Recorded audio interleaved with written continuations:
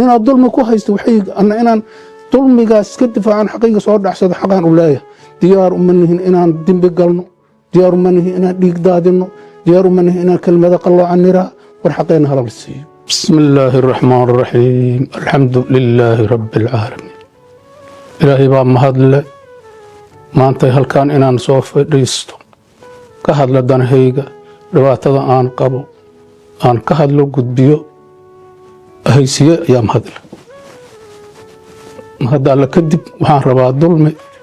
iyo dhibaato la igu geysto xamar ilaa haddana la igu hayo inaan ka hadlo una gudbiyo meediyaha marsiiyo cidda ku shaqo lahayd oo dhibka igu haysa iyo inta kale ummadda Soomaaliyeed ay arkayaan waxaan rabaa inaan ka bilaabo dhul aan leeyahay ayaa laga haystaa degmada Dharkaynley waxaan u kala hormarinayaa dhulkay aniga saa ku yeeshay awalan dhulka aniga saa ku yeeshay kadibna aan u gudbo lahaanshadiisa sida aniga aan ku yeeshay marka aan ka gudbo muddada aan leeyahay iyo cid iga haysata inaan hadan mar kale u gudbo awalan 1987 bilowgeedii xaafadda Dharkaynley markaas ma jirin wadajir kaxda iyo Dharkaynley iyo wadajir waxay isku ahayeen degmadooda jir wadaad la yiraahdo la dhihi jiray Allah u naxariistay macallin Maxamed Axmed Abikar goof awlaha ayaa waxaa dowladda hoose dadka socda iyo muqallisiin iyo macallinkii ayay dhulkiisa in sharciyayaan ku heshiiyeen markay ku heshiiyeen oo dhulkii qaababkay u kala qaadayeen ay ku heshiiyeen waxa uu soo baxday qarashka dhulka diyaaritaankiisa iyo dowladda hoose lacagta lagu shubaayay in dhulka laga dhex sameeyo dhulkii markaa waxay u qaybsadeen qayb macallinka la siiyey qayb dowladda hoose qaadatay qayb muqallisiinta qaadatay iyo qayb qarashka meel loo dhigay oo la beeciyay waxay sameeyeen dhulka meelahaas ka ag dhawaa qiimuhu joogay qiimeeyaan dallaalinay u yeereen waxay yiraahdeen dad idin aaminsan lacag aad nooga qaadiin dhulkaas ayaga magacooda ku soo baxo annaguna lacagta howlaha ku fishano ayaan u baahan aniga xilligaas waxaan ka mid ahay ganacsatadii degmada wadajir ku nooleed dadkii markaa igula jiray waxaan ka xasuustaa inta badan waaba dhinteen xasan hilaacna la dhihi jiray Allah u naxariisto ayaa dhulka qayb ku lahaa dad badanna oo umradda aan noolayn dad wax ka noolba ma xasuusto 10 boos aan markaa aniga mas'uul ka ah 4 anigaan ku qoranahay iyo 6 aan dad uga wakiila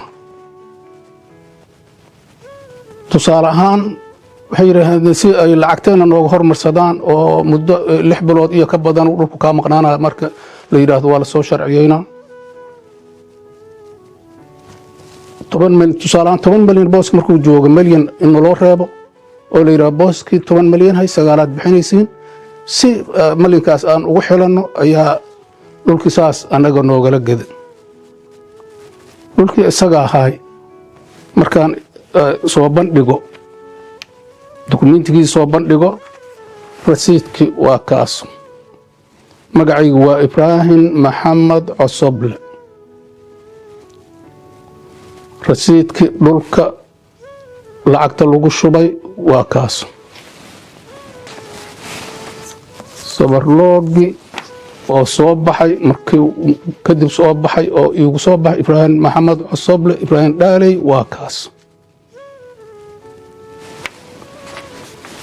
markii in la dul degay aan arkay waxaan ka shakiyay oo dhulka miyaa see wax yihiin see loo dul degay dhulka muddada 38 sano maraya see loo dul degay mayadan wax sharci haysan wax dhax laga soo qaadaysataan amarkii gubaan u tagay waa kaas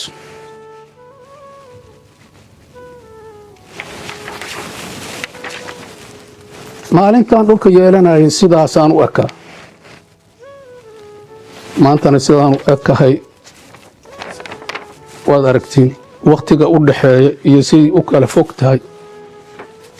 dadka wax iga haysta iyo ummad islaamka inay arkaan u baahan yeelashadii aan dhulka yeeshay markaa intaa uga gudbo dhulka yaa haysta waa hebelahaan uma aqaano cid haysata tabeella meesha waxaa ku dhegan Jasiira State IBS banki labadaas magac tabeella wataa ku dhegan oo ku hareeraysan meesha waa la ootay dhismaa laga wadaa labadaas magac waan isleeyahay kambaniga iskale ayaa meesha ku dhegan kambanigaasu shakhsiyadaa lahaan islaahay hebelahaan uma aqaano aniga markaad meesha tagtana dhulkeenna noo calaamadaysnaayo dhan waa la kala tuuray ka tarbiira la gelshay waa la isku rogay xaalad kalaa loo bedela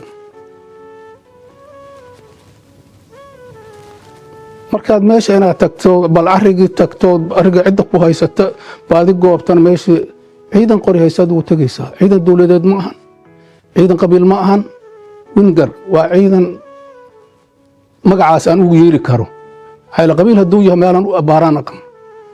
دولة بلاد هنا الدولة مال له هذه لاذا وعيدا أبترسينا لهين حاربا مركز ظلم أنت أسلأك أو حقوق ضدك حوالها إلى هي سي إن المساكين تقول كلمة لو تلقى لي المساكين تلقوا دعوة وحي رايو هيستان صدق سديد سنة كور أنت أسراس مالكينا أنجلني هذا مركز دقان كسور دوادي أي رجدين صورنا ولاتي in nagula fadhiiso dad cusub oo hantilayaal ay kor degaan anagana nala inkareen nala riixo waa arin aad u xun fool xun in adduunyo aakhir baan ku wanaagsanayn waxaan rabaa marka koow dadka dhulkaas haysta oo ganacsigaas leh waxayna hana siiyaan kaligay maahi waa badanna waxayna hala siiyaan waxaan rabaa haddii aanay na siinayno sida hadda noogu fadhiyaan in noogu fadhiyaan rabaan dadka dhul ahaan kula macaamilaya dadka bangi ahaan ula macaamilaya hadday xalaal haystaan oo waxa ay kula macaamilaan xalaal yihiin xoolaheeniyay haystaane adinkoo og inaad xaaraan la macaamilayseen la macaamila IBS bangi iyo Jasiira State dhulka ay dhisanayaan in wax ku leeyihiin waa laga yaabaa laakiin annaga dhulkeenii haystaan wax kuma lama dhahayno ma ogin waxay leeyihiin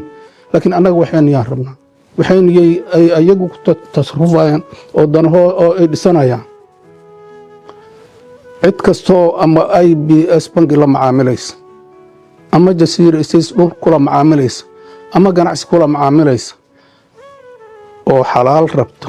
xoolaha muslimka dadka haysta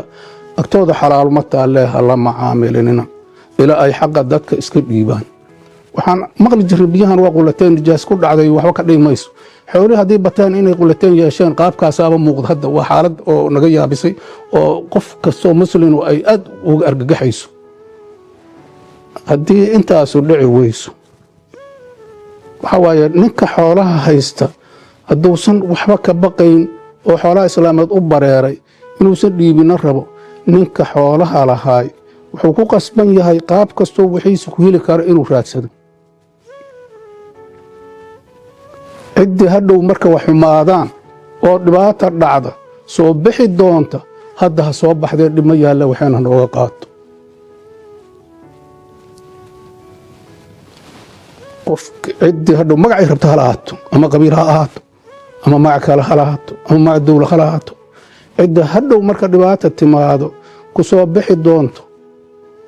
oo in waxa la soo istaagi doonto halka hadduu fudud yahay ku soo baxdo waxaana ha nooga qaado waxay leeyihiin hasiiso waxaan leenahay harna siiyaan sidaasna ku kala nabadgalno dad ganacsigooda iyo hawlhooduna ha u xalaaloobaan annaguna xaqeena inaan helno intaasaan rabnaa inaan wax dulmiyo ma rabo haddii kelmadaha aan dhahaya dulmi ku jiro ilaanka cafis dalbaya iyo cidaan dulmiyaba xaqaygaan raadsanaya xaqaygaan u doodaya ilaahayna xaqaaga inaad u doodo raaliyo kaagaya marka cid kastoo kelibtaana gaarto oo awood u leh inay arrintaa wax ka qabato waxaan weydiisanaynaa hadday kuwa haysta tahay waxaynana siiyaan haddii kuwa haysta ay sidooda ugu adkaystaanaysan dhiibi rabin ciddii wax ka qaban karta oo hadhow markay dhibaata timaado maxaa yeelay annaga muddo badana adkaysannay waxaa suurtagala inaan qaabkay ayagu anoo xaqaygii maqan yahay inaan doonto ilaahay raalli iiga yahay qaabkasta ku doonto ninaad dulmi ku haysto inaan dulmigaas iska difaacaan xaqiiga soo dhacsada xaqaan u leeyahay diyaar uma nihin inaan dembi galno diyaar uma nihin inaan dhiig daadinno diyaar uma nihin inaan kelmado qalloocan niraa war xaqeenna halala siiyo assalaamu calaykum waraxmatullahi wabarakatu